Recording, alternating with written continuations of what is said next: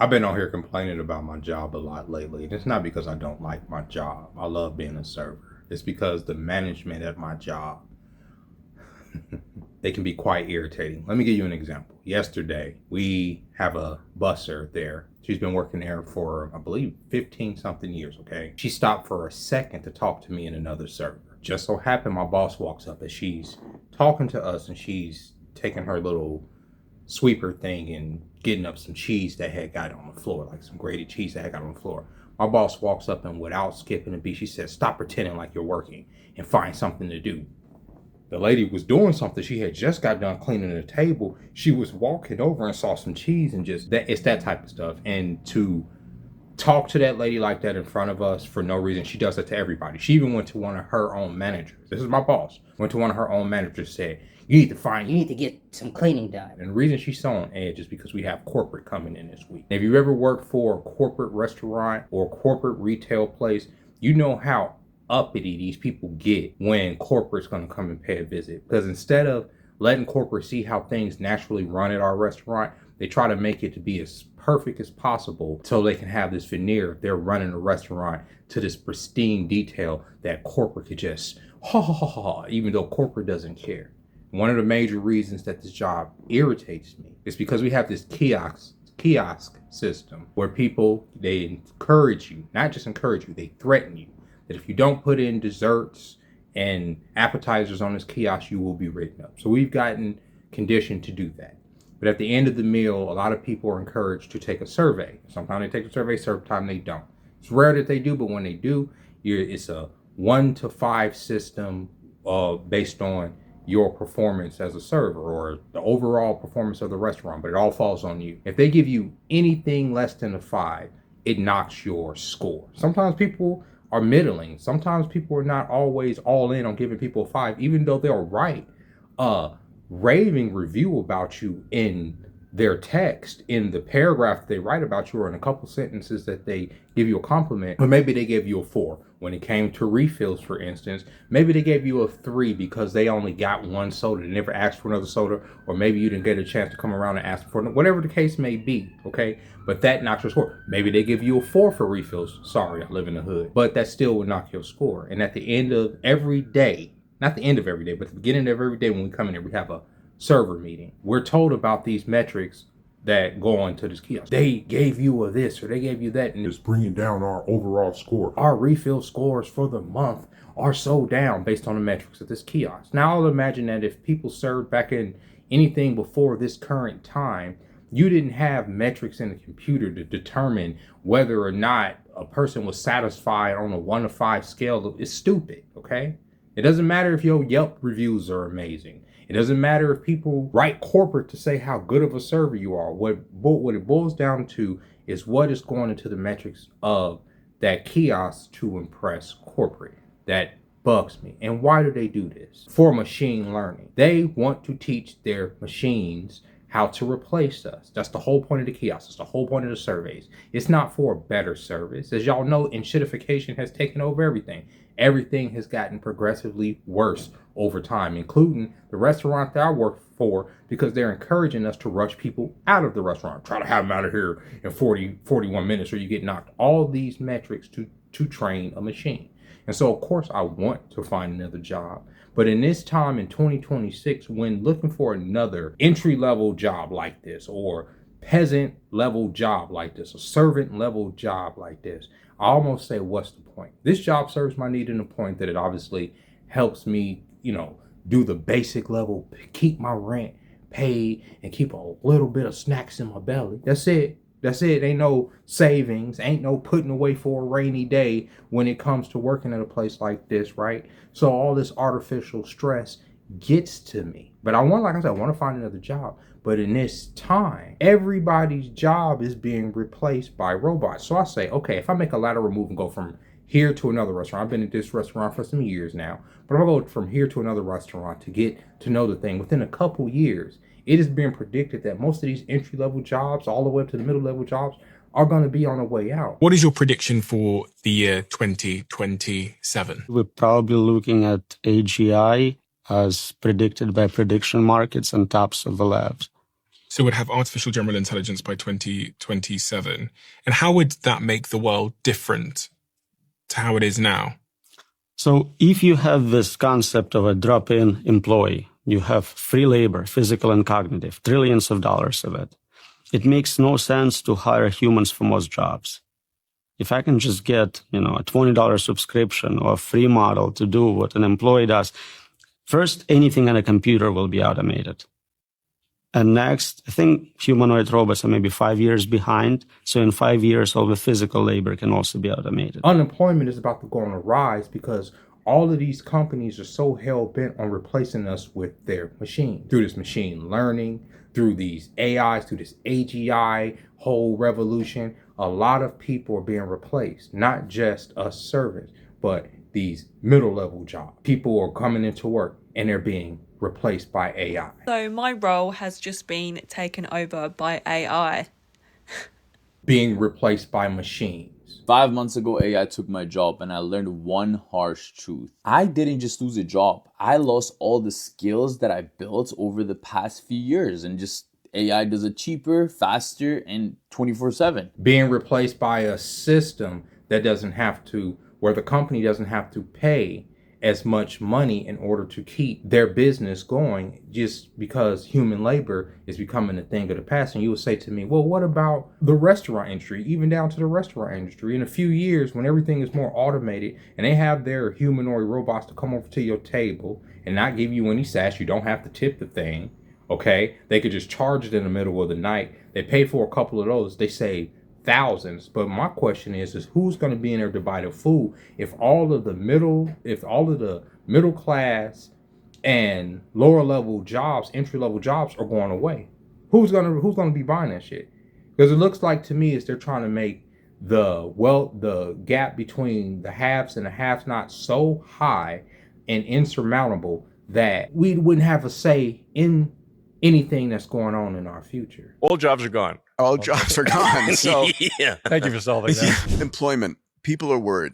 All the blue collar labor is being done by robots. All data centers are being built by robots. The white collar labor will be the first to go, because until you can move atoms, the thing that can be replaced first is anything that involves just digital. Like if it's digital, like if it involves tapping keys on a keyboard and moving a mouse, the computer can do that. The AI can do that. When is all white collar work gone? By when? Well, there's a lot of inertia. So even with AI at its current state, I'd say you're pretty close to being able to replace half of all jobs. But there's a lot of inertia.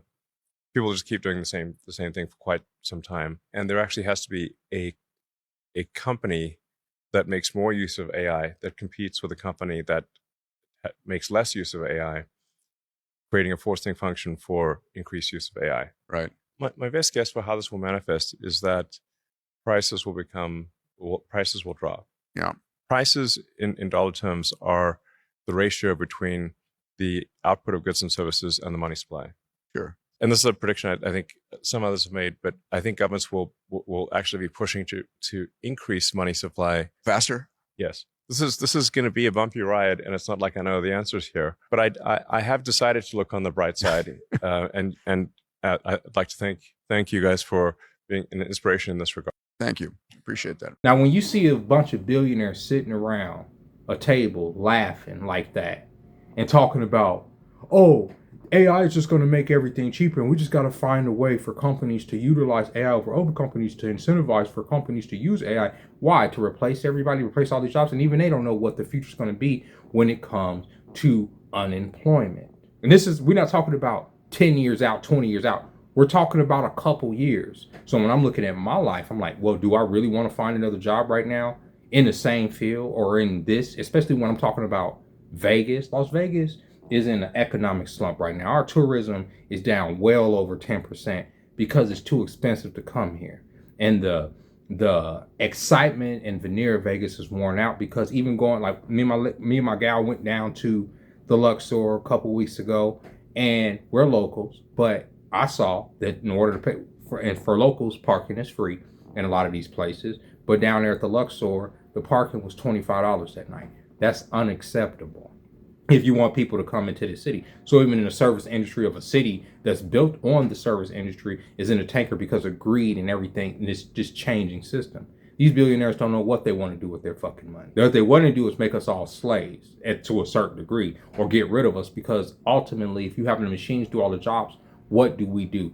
They're taking purpose away from us. That's what it looks like to me. They're taking purpose away. The reason that we get up and go to work is not because it's fun. Okay, I don't get up and go to work at this stupid restaurant and deal with these goofy ass managers because it's fun, or because I even like my job. But even though I like my job, that's not why I go. I go in order to take care of myself.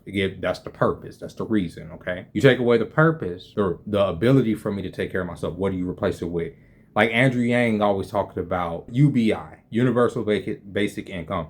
But even with that, there's such a level of control that they would have over you, because they wouldn't give you a fair amount. Even though those billionaires sitting around the table saying everything's going to get cheaper and everything's going to get better because the machines are going to think for us, I doubt it. I highly doubt it. Now, as far as a career, this is what I'm doing. This is what I want to do.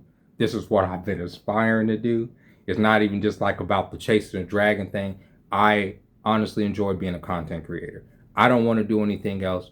I feel like I'm good at it. I read my comments. I love the fact that some of y'all are actually inspired by some of the shit I get on here and say. And even in this time when I'm feeling hopeless myself, I do hope that videos like this can, at least with us together, try to find a way into the world of tomorrow, because the world of tomorrow is at our doorstep.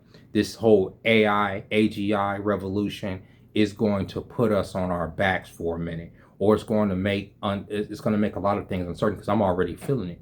Any other time in history when a job like this would start to annoy me, I would say, oh, I'll just go to another job. And it's not like I can't. I mean, and the job market is cooked right now too, so it ain't like just hopping from job to job is feasible either.